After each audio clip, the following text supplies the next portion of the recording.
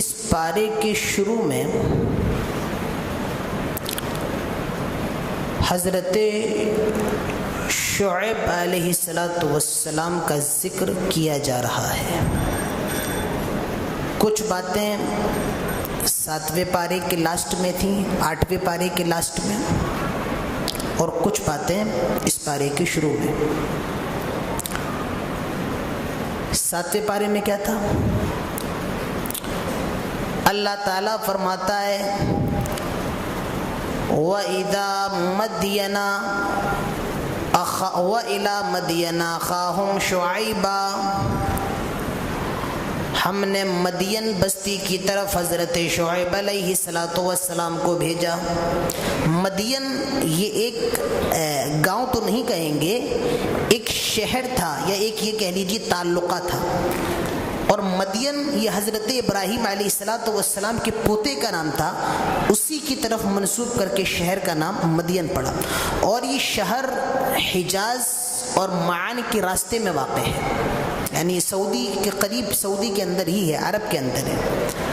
وَإِلَى مَدْيَنَ أَخَاهُمْ شُعَيْبًا، اللہ تعالیٰ نے مدین کی طرف حضرت شعیب علیہ السلام کو بھیجا، اور حضرت شعیب نے اپنی قوم سے کیا فرمایا؟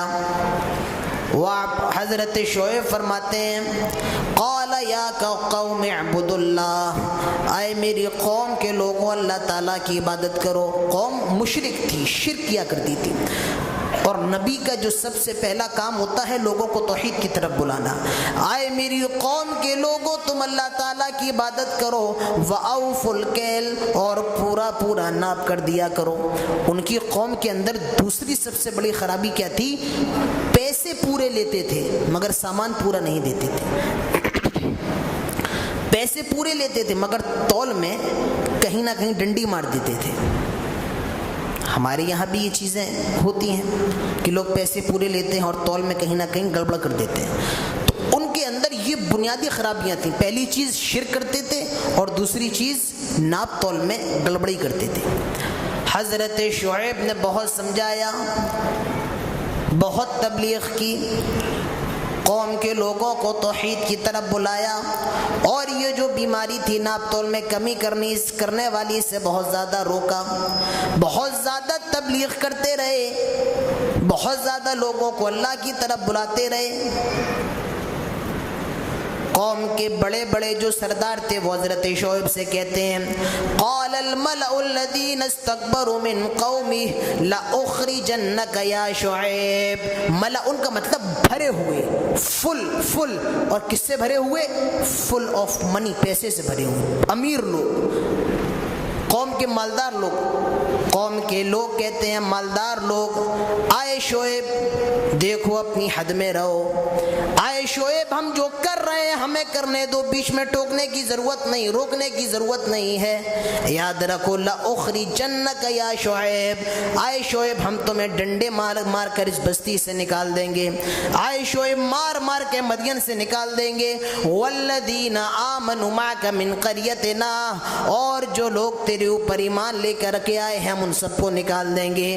تم لوگ ایسا کرو پھر ہمارے مذہب میں لوٹ آؤ، ایسا کرو ہمارے مذہب کی طرف چلے آؤ۔ حضرت شعیب فرماتے ہیں میں کیسے تمہارے مذہب میں آ جاؤں جس قوم میں اللہ کی عبادت نہیں ہوتی ہے، جس قوم میں اللہ کے علاوہ اوروں کو پکارا جاتا ہے، میں کیسے چلا آؤں؟ وہ حضرت شعیب کو دھمکی دیتے ہیں آئے شعیب ہمارے بیچ میں بولنے کی ضرورت نہیں ہے، ہم تمہیں اس بستی سے نکال دیں گے، اس شہر سے نکال دیں گے۔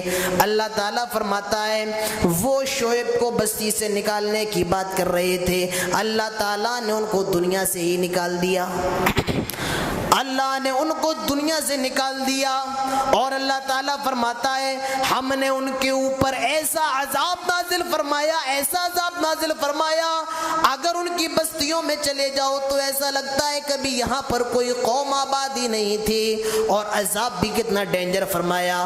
قرآن کہتا ہے اللہ تعالیٰ نے ان کے اوپر عذاب فرمایا، کیسا عذاب؟ سب سے پہلے ایک زوردار چیخ آتی ہے، زوردار آواز آتی ہے، پھر آسمان میں بادل آ جاتے ہیں، اور ان بادل سے آگ نکلنے لگتی ہے، بادل سے آگ، سوچیے کیا عذاب ہوگا. پہلے کہ چیخ آتی ہے اور پھر بادلوں سے آگ نکلتی ہے. جب یہ آگ سے بچنے کے لیے گھروں میں جاتے ہیں, اپنے اپنے مکانوں میں جاتے ہیں, تو اللہ تعالیٰ نیچے سے زلزلہ جاری فرما دیتا ہے, اللہ تعالیٰ بھوکمپ جاری کر دیتا ہے. غور کیجئے, پہلے آواز آتی ہے اور پھر آگ کی بارش ہوتی ہے اور اس کے بعد اللہ تعالیٰ ایک زلزلہ, زمین ہلنے لگتی ہے اور یہ سب ختم ہو جاتے ہیں, سب کے سب مر جاتے ہیں. اس سے معلوم چلا انسان کو اللہ کے علاوہ کسی اور کی عبادت نہیں کرنا چاہیے اور معاملات میں صحیح رہنا چاہیے. قوم نے اللہ کو چھوڑا اور ناپ تول میں کمی کرنے لگی, اللہ تعالیٰ نے ان کو ذلیل کر دیا اور ان کے اوپر بہت خطرناک عذاب نازل فرمایا. کتنا خطرناک؟ پہلے چیخ, پھر آگ کی بارش اور تیسرا زلزلہ. کوئی نہیں بچا, کوئی نہیں, صرف حضرت شعیب بچے تھے اور ان کے اوپر جو لوگ ایمان لے کر کے آئے تھے, بس ان کے علاوہ کوئی نہیں بچا تھا. اندازہ لگائیے.